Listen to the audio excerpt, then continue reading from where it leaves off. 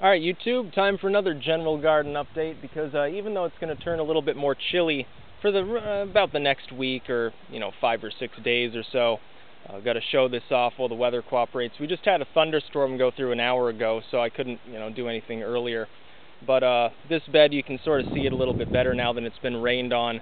Nice crumbly brown soil, lots of peat moss in it, so it's fully prepared. It'll be fine for planting the sort of things that are going to go in there. I plowed this up too. I got in really deep with the hoe, pulled out all the grass roots and so forth, except for a few little clumps you can see coming up. I don't even know if I need to add anything, honestly, to this soil, but I'm probably going to add a bale of peat moss to it anyway, just to give it more body, make it even more crumbly and happy. And then here, you can see the bed that got all the compost and manure mix is completely done. It's all set to go. It's been completely filled in.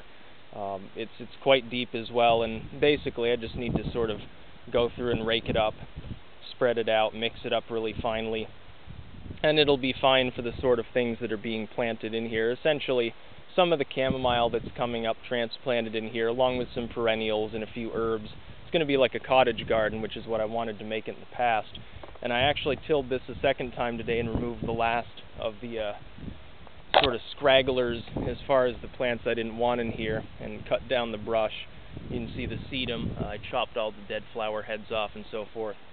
As far as the peach tree goes, certainly survived, which was expected. I don't know whether it's going to bloom or just have leaves come out.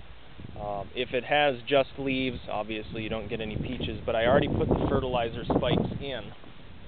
And this soil is a lot more fertile than it was anyway, so the tree did get a good feeding even over winter, because the frost line wasn't as deep as usual this year. I mean, here it is. Last year, the first garden video that I made when anything could be done outside was in mid-April, and even then it wasn't completely thawed. Here, it's the middle of March and everything's already, and you could plant some of the crops right now, honestly, with this weather, like cabbages, spinach, lettuce.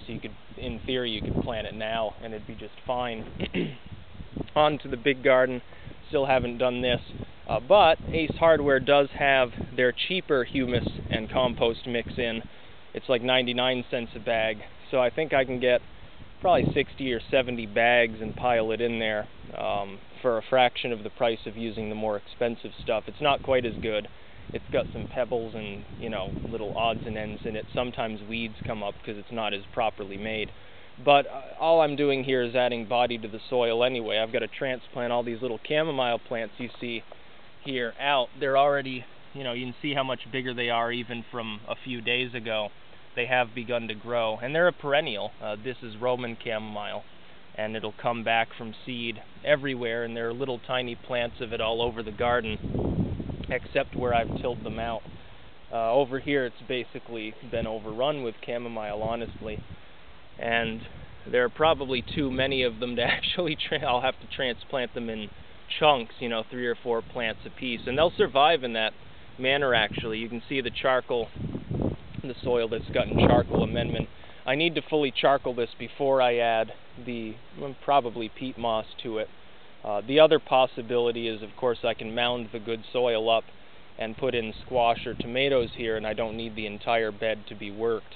Some of it can sort of, just remain the way it is because it wouldn't matter. And I still don't know what I'm going to do here in this weed overrun segment of rhubarb. It needs a huge amount of work.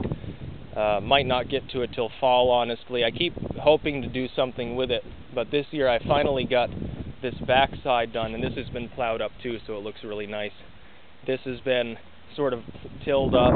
It's ready for planting, and I've decided to put the corn and beans here just because it's more convenient. It makes a nice screen on the end. I have decided to do that. I was thinking about maybe pumpkins, but I'll probably pop a pumpkin on the end here, honestly, where the soil is not quite as good, where it didn't get as much compost. This wasn't under compost before. It's just an extension. I'll mound that up, put the pumpkins in there with a bag of the manure and compost mix. I'll get one more bag and put it in, and then that'll be perfectly fine, and then the rest will be corn and beans. My battery on this camera is running low, so I'm going to cut this video short in a second here. But yeah, the perennials are coming back: catnip, chamomile, everything else, basically, irises, lilies. this bed is now sort of the centerpiece it was always meant to be, which is really what I wanted. That's about all.